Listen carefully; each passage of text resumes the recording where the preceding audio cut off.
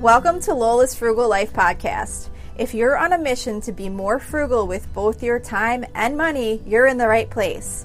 In this podcast, we talk about topics that help enhance living a frugal lifestyle. The goal is to save time and money where we can so that we can use the rest on what matters most to us. We talk a lot about both time and money management so that we can waste as little as possible on both. We do this while also embracing a progress over perfection mindset. If that sounds good to you, then please stick around for the latest episode right after a few quick words from our sponsor. Hi everyone, welcome back to another episode of Lola's Frugal Life Podcast. So today I wanted to talk about planning your 2022 holiday budget. If you don't already have a plan for 2022, it's not too late. It seems like once summer's over, we zip right into the holidays. There's Halloween, Thanksgiving, Christmas, New Year's, or whatever else you celebrate during this time. And it is best to plan for your holiday budget each year at the same time when you plan out the next budget for the next year. So like come towards the end of this year, you'd want to be planning out your budget for the upcoming 23 budget and the 23 holidays. Because by doing that, you have an entire year to plan out what you expect to spend. And you'll have more time to save up any money that you need to cover your budget. But if you didn't do that last year, you still want to have a budget for the 2022 holiday season. So you want to take some time to get it together. You could start planning now so that you don't end up overspending and turning the holidays from an enjoyable time to a season of stress. So just to kind of give you some of my history with holiday budgets, there was many years that I did not plan too much at all for the spending that would occur during this season. And we would pretty much always spend more than we expected. I didn't really have a good method of tracking what I was spending, and I really was not considering all of the different costs that could potentially come up during the holiday season that are above and beyond gift giving. I also had a terrible idea in my head that to show someone how important they were to us, we had to buy gifts that we really couldn't afford. Not that we couldn't afford to buy them a gift, although in some instances that could be the case for sure, but just the fact that we felt like we had to kind of give them these expensive gifts that were really above what we should be buying for gifts for people, or what we should have been buying during those times. So there was also other costs that I never really planned for, which were not related to gift giving, just like other types of expenses that come up during the holidays. And then January would come, and we'd have to figure out how to make up for the damage we had just done to our financial situation. So over many years of having this happen, and once I got more into budgeting and kind of learning how to manage our finances properly, I realized how important it was to have a budget for the holidays. Because you can just wind up spending so much money because you're in the moment and you don't really have time to think thoroughly and plan out what you want to do and what you want to purchase and how much you want to spend. And it can all just kind of happen so fast. And you always want to feel like you're kind of, giving everyone, like you get into like this celebration mode and you just want to give, and you can kind of really get caught up in that and put yourself in a situation that you're maybe not regretting later, but that you have to work really hard to recover from. So one thing to think about before you start creating your holiday budget, just like with all budgets or living, you want to consider your values. It's important to think about what's most important to you. Knowing what's most important to you about the holiday season can help make it easier to make cuts if you find your budget is too high once you get it all down on paper. The holidays do not have to be expensive, and they do not have to be so stressful. The expense and the stress is something that we mostly create ourselves.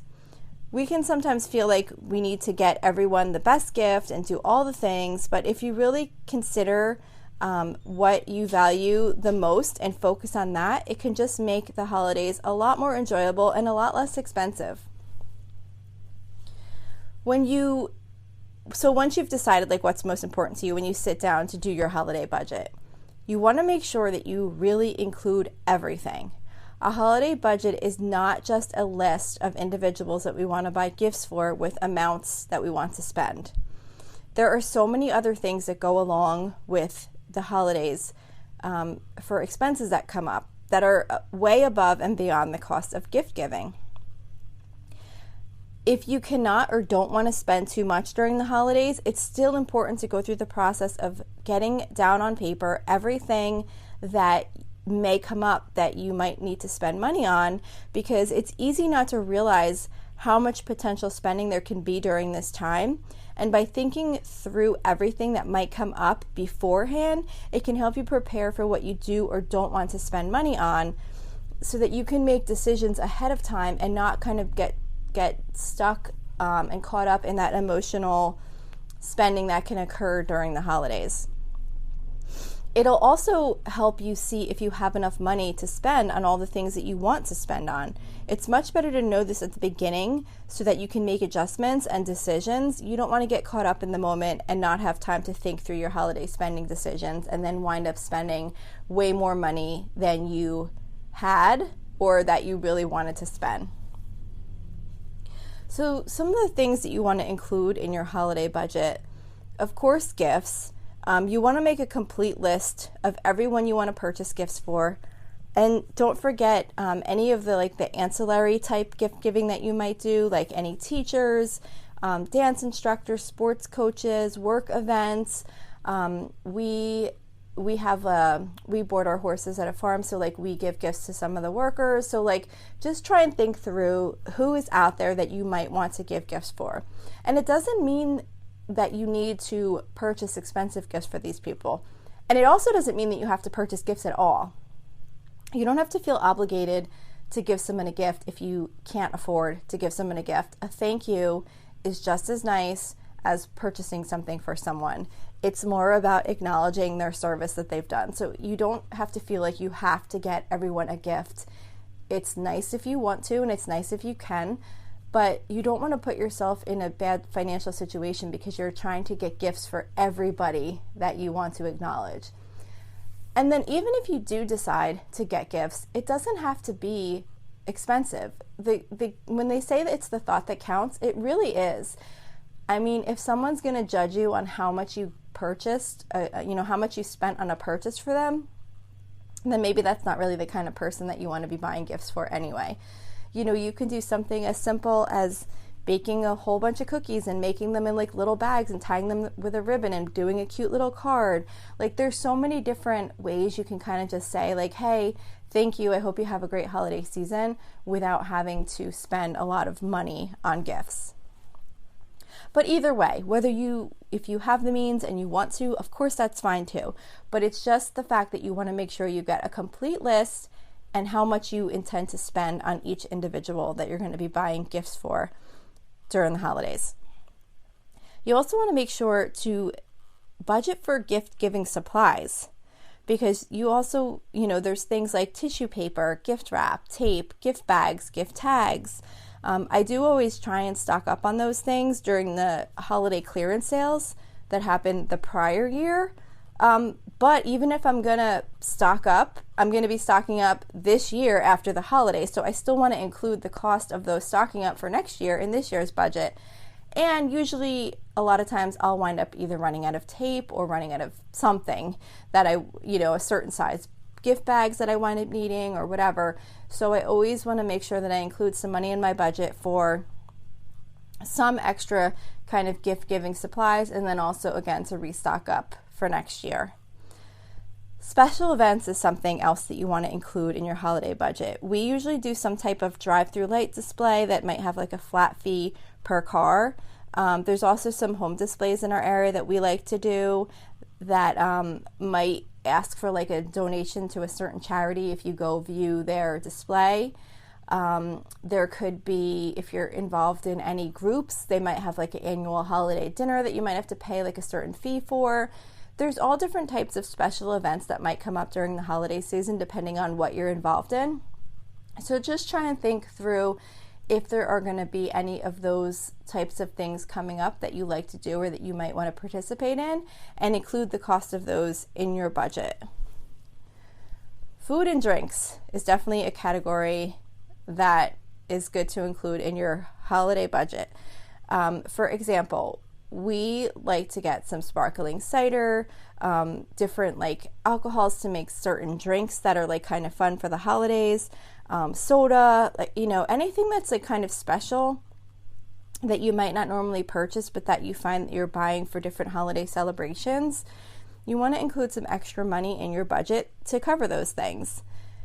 Also, do you make any special meals or desserts or things like that? Because often those cost more than your typical groceries. If there's any certain ingredients or they're just kind of more expensive meats or cheeses or who knows what you might need to be buying to make these special special items to eat. You want to make sure to include those in your budget.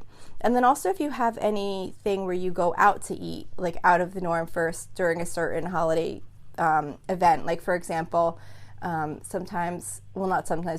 pretty much every year now we've made it a tradition when me and my daughters go shopping on Black Friday and we eat out at IHOP.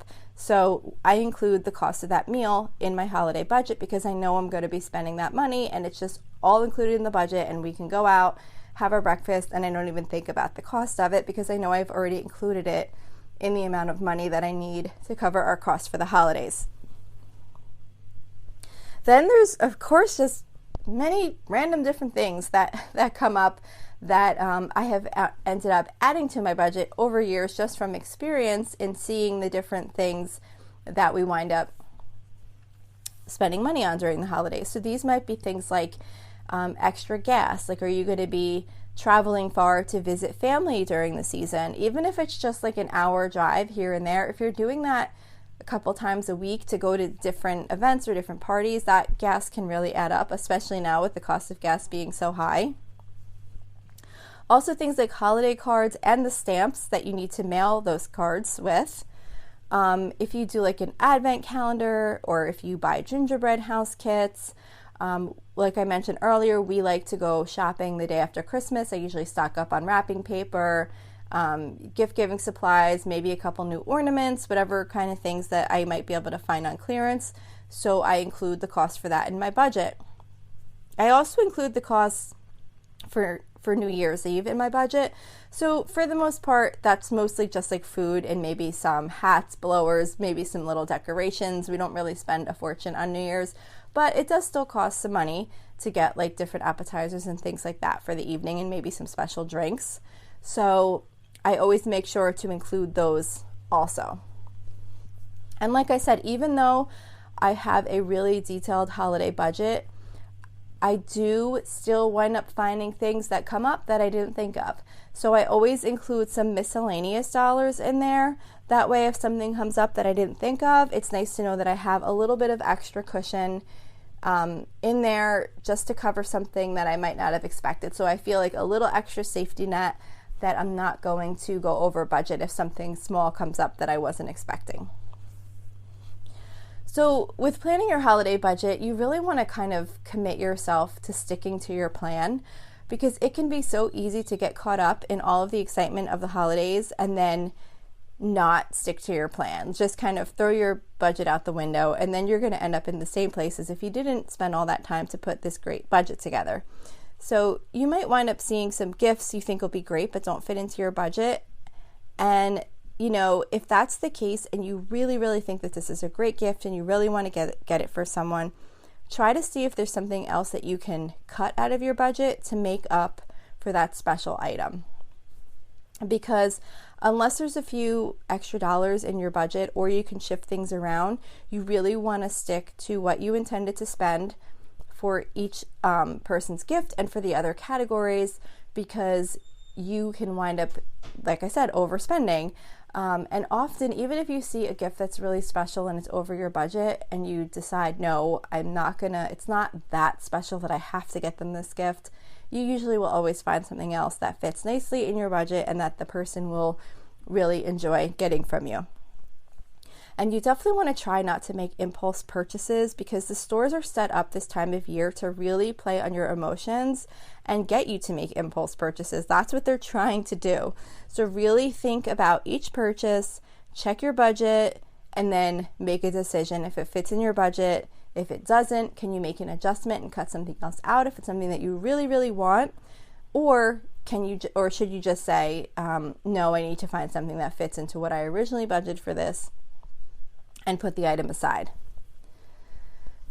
You definitely want to track your expenses against your budget, because if you're not tracking your holiday purchases, you will most likely have a very difficult time spending to your budget, especially if you have a lot of different people that you're buying for and a lot of different events to go to, or special things that you're purchasing for food and drinks and things like that.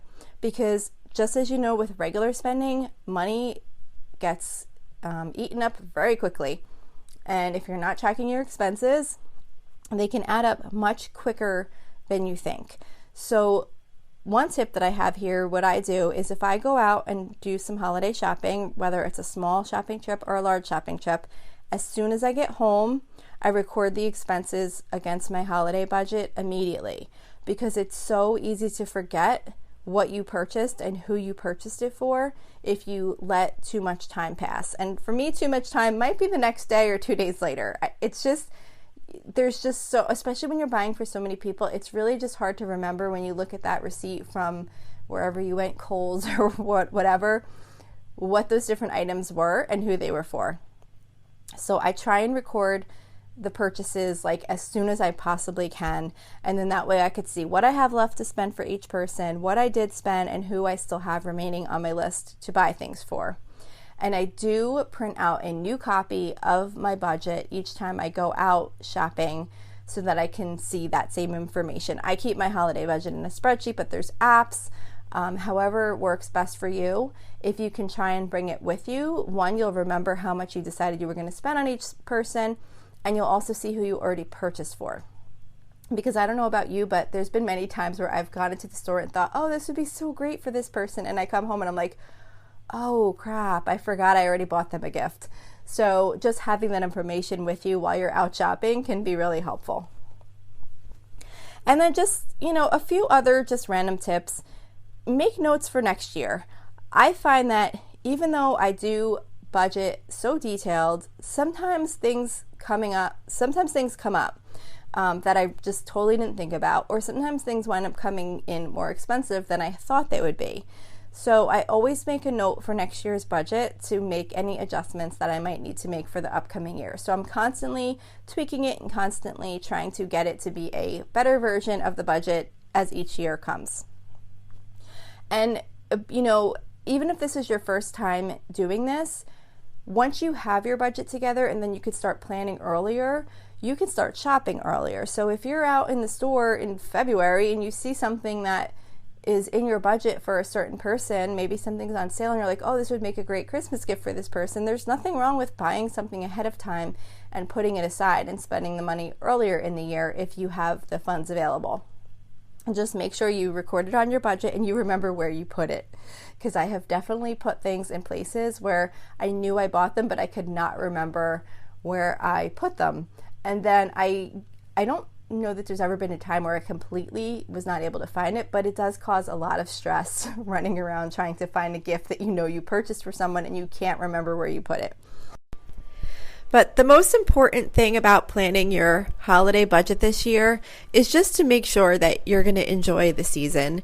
You don't want to wind up being stressed out because you're spending way too much money, more money than you can afford, or more money than you really want to spend. Even if you have the money, that doesn't mean that you want to end up spending a fortune during the holiday season because you didn't really plan it out.